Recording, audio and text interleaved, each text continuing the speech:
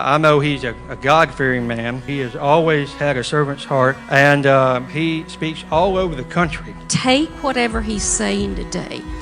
It is coming straight from heaven. Today launches us out. Your word's part of it.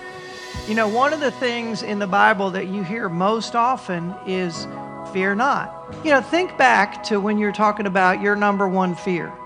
Whatever that fear is, you need to develop a declaration for it. What I want you to hear today is you can face your present and your future with confidence.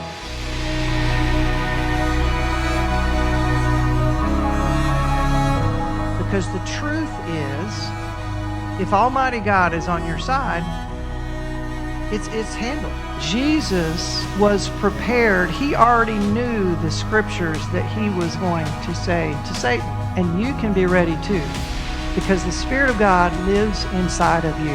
God doesn't wait for our love to become mature before he enjoys us. He enjoys us right now.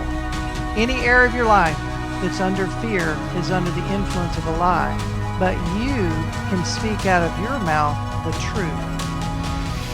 May the Lord bless you and keep you.